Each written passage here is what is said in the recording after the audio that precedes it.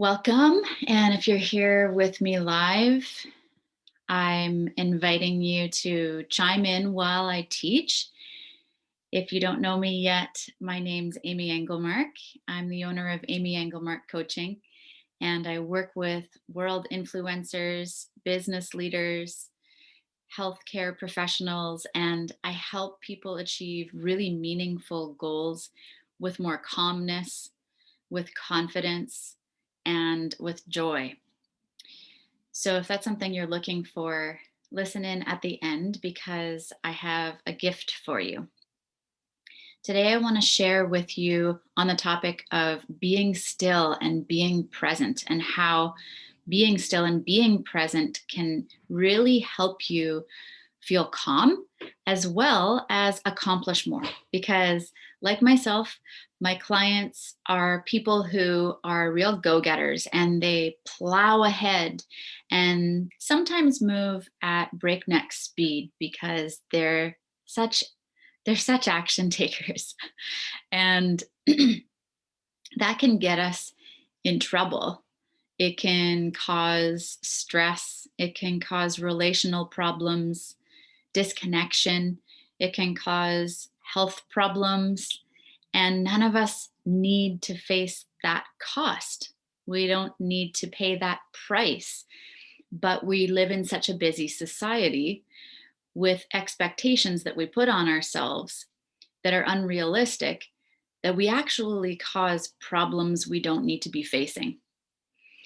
So, today I'm going to share with you what you can, a tool that you can use to get unstuck and out of this rushing through life cycle. But first, I want to get clear with you on why people get stuck, why they think they don't have time to be still and to be present for themselves and for their families, sometimes even at work. It's not what you think. And it's really interesting to get to know why you might be moving faster than you want through life and missing opportunities for enjoyment and self awareness and insight and ideas that come when you're still. Believe me, when you slow down, your professional life is going to speed up. You're going to increase in your accomplishments and feel so much more successful and grounded. It's amazing. So let's hop right in. As I've been working with private clients across the globe for the last decade, here are the top reasons that I've noticed people stay in rush mode, like a chicken with your head cut off. These are the main reasons. One, fear of judgment. What would people think of me if I led a more balanced life and I actually didn't wake up every morning and rush right into work or rush right into caring for my family? What would people think of me if I took a break in the middle of the day? What would people think of me if I had boundaries around my work hours? That fear of judgment keeps us in a place of stuckness where we feel like making change is really difficult. We feel like we have no room for ourselves in our schedules anymore. Fear of judgment. Another one is fear of something bad happening when you make time to be still. When you're present in this area of your life, what's going to happen in that area of your life?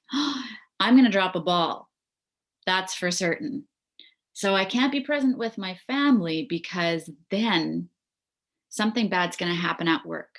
Or I can't be fully present at work because what if someone needs me at home?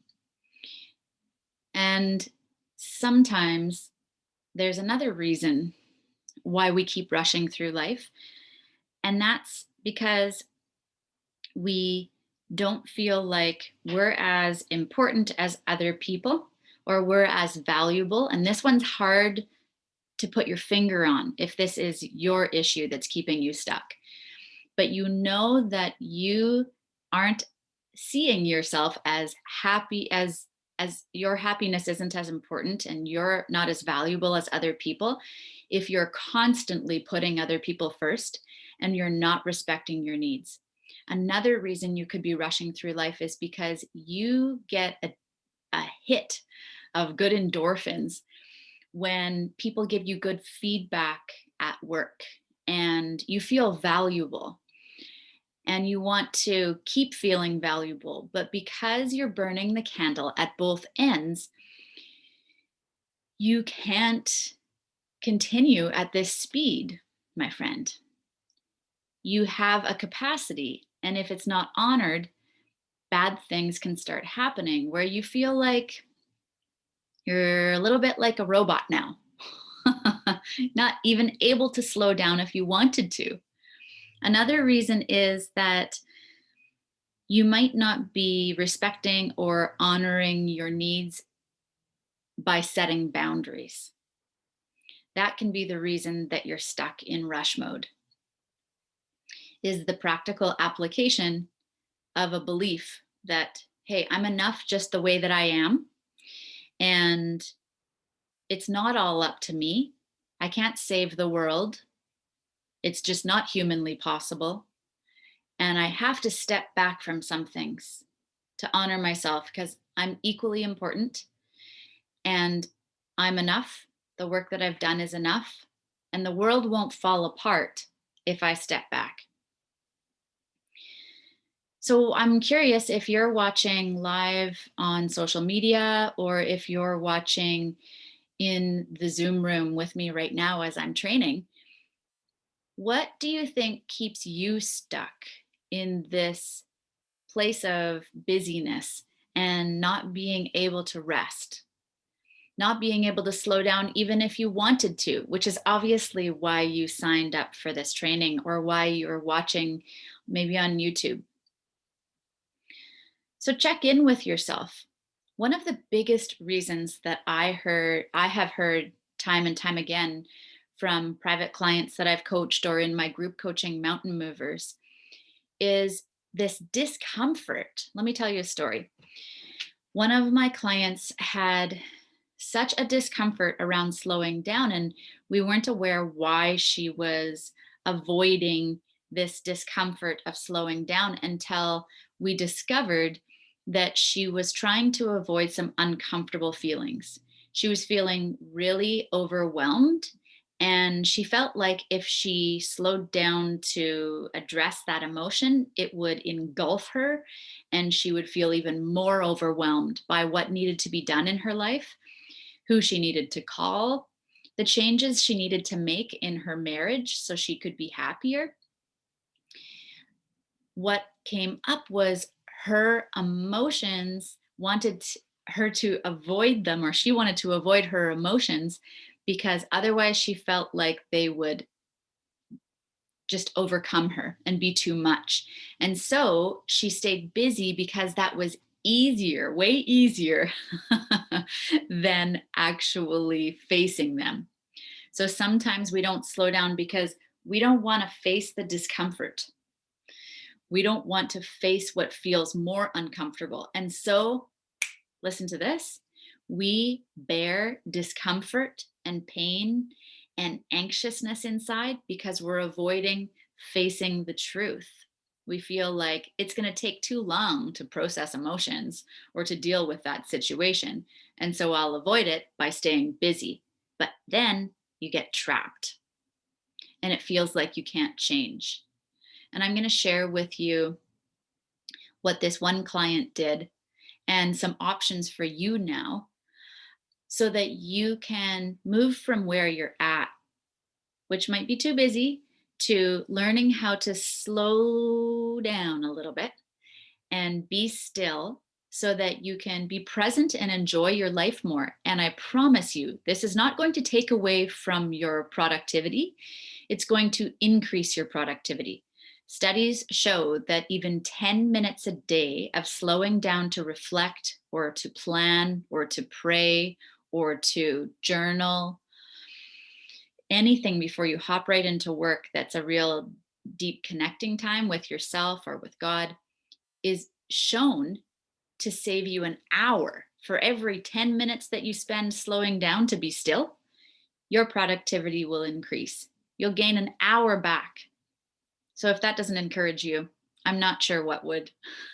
Here's some helpful, simple options now for you to be more still and less stressed and feel more grounded. Ready? Grab your pen and paper. This is the solve that you can put on the anxiousness and overwhelm. What I do is I make a to-do list of work that needs to be attended to after I've had some downtime so that my mind can rest and know what to focus on. It feels really good for the brain to have awareness and a plan. So you might want to make a plan for what feels like work tasks or family or house related tasks so that your brain can rest and be present in the moment and not feel anxious, like you should be doing something else. You can also take this idea and apply it to your schedule. You can plan ahead for fun. So, planning ahead for fun for yourself or with your family or friends helps you stay in the moment and really focused when you're working because you know you can look forward to something. Something else that you can do to be still and be present is to consider the best case scenario, how your being still is going to set you up for success for the rest of the day so that you don't miss opportunities, you don't make unnecessary mistakes, so that you can avoid problems, so that you can get your needs for happiness and connection met throughout the rest of the day. So focus on how it will set you up for success so that you talk yourself into having even 5 minutes of downtime for stillness. Another idea is to live in the moment as if you are living, like if you picture one of those plates that, if you've ever been on, some restaurants have these plates for kids where everything's compartmentalized. So instead of getting a whole plate of spaghetti, like your life is a plate of spaghetti where everything mixes into everything else, and it starts to be overwhelming because you're thinking about work when you're at home with your family, or you are out with friends and you're thinking about work. Instead of a spaghetti kind of life, start savoring the moment that you're in right now as an individual experience.